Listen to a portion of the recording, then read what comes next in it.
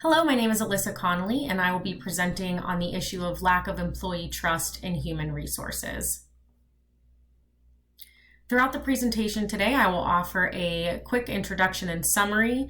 I'll highlight the pitfalls surrounding this issue, some proposed solutions, and an overall insight into why this issue is so important and must be addressed. Human resource departments are currently facing major disconnects with the employees that they are tasked to support. Consistently, these disconnects manifest as trust issues between employees and their HR partners. The lack of transparency and accessibility can manifest in an even more intense way and creates this perspective among employees that HR is on the side of the organization and not on the side of the employee. Some of the major pitfalls that we see when employees lose trust in their human resource department is that employee issues go unheard and unreported. Many of the issues that you will see being reported are strictly compliance related. There's an inability to innovate or implement change on the part of the organization. Organizations with employees that have lost faith in the function of their HR department are less likely to present issues that only their frontline employees or the managerial staff can really view and have any sort of real intimate familiarity with. Strategic planning plateaus are another consistent pitfall when employees lose trust in their HR department.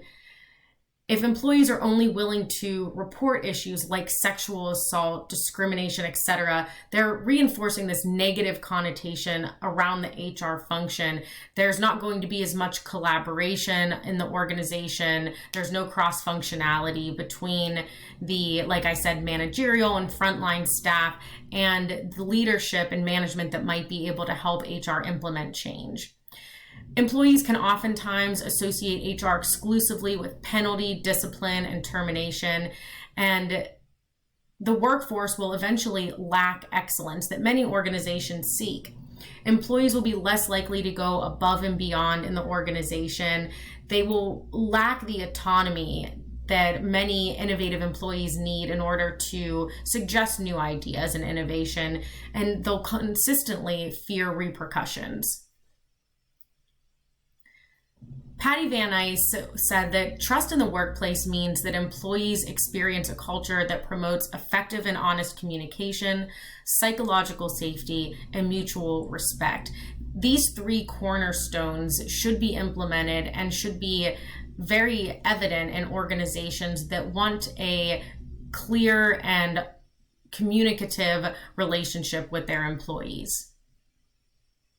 Some of the solutions that I've proposed for eliminating the previously discussed pitfalls are employee coaching, consistent and clear policies, accessibility, employee engagement, reliable follow-up, and effective communication practices. Employee coaching, for instance, reinforces the idea that HR is a resource for employees, not simply a mechanism of the organization. HR partners can assist employees with interpersonal conflicts, confrontations, conversations with management. Acting as a coach or a mentor certainly builds that trust between the employee and their HR partner. Employees who undergo annual, if not more consistent performance reviews have clear and accessible policies available to them.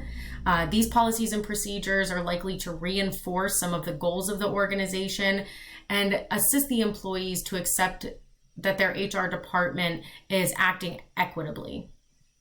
In a survey done by Zenefits, 38% of employee respondents feel HR does not equally enforce company policies for all employees, and 18% of that group believe that managers were receiving special treatment. When those consistent and clear policies are not just that, consistent and clear, but also accessible to employees, it makes them more enforceable. HR resources can make themselves accessible to their employees and to the workforce through employee onboarding events, through HR-sponsored events consistently throughout the year. Those initial onboarding events are fairly commonplace, but if there's no follow-up to that throughout the year, the employee really does lose touch with who and what HR functions as for them. HR-sponsored events within the organization will allow employees the opportunity to have their voices and ideas heard.